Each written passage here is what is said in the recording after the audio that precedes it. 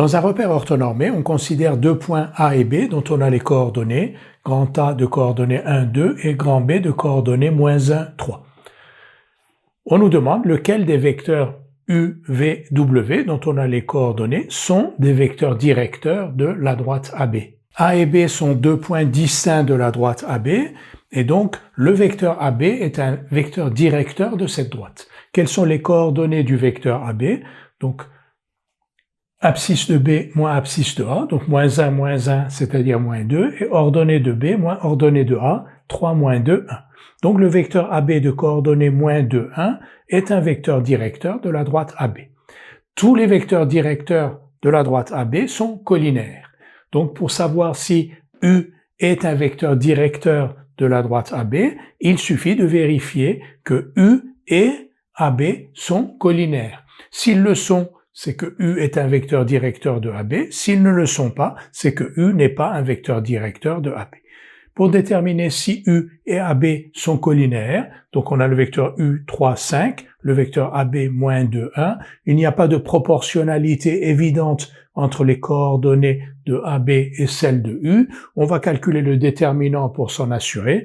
Déterminant de U et de AB, donc 3, 5, moins 2, 1, 3 fois 1, moins 5 fois moins 2, c'est-à-dire 13. Le déterminant des deux vecteurs U et AB est différent de 0. U et AB ne sont donc pas collinaires. U n'est pas un vecteur directeur de AB.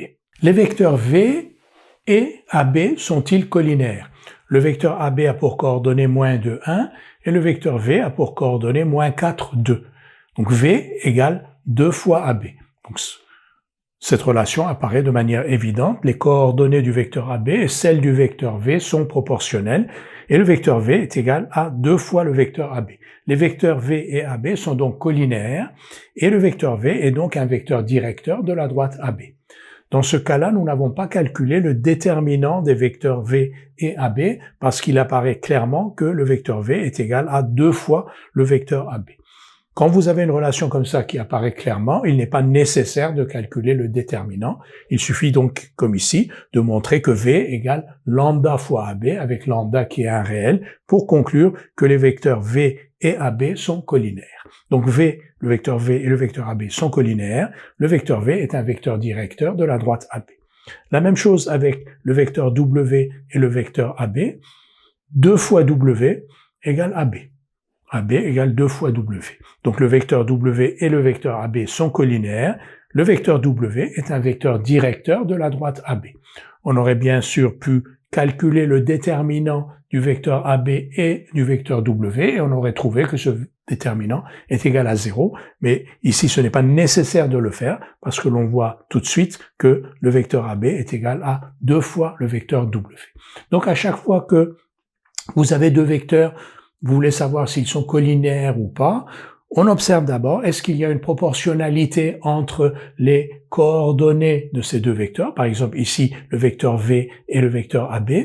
On multiplie par 2 ici les coordonnées du vecteur AB, on obtient celles de V. Dans ce cas-là, on écrit directement vecteur V égale 2 fois vecteur AB et on ne calcule pas le déterminant. Si on ne voit pas de proportionnalité évidente, dans ce cas-là, on calcule le déterminant pour savoir si les deux vecteurs sont collinaires ou pas.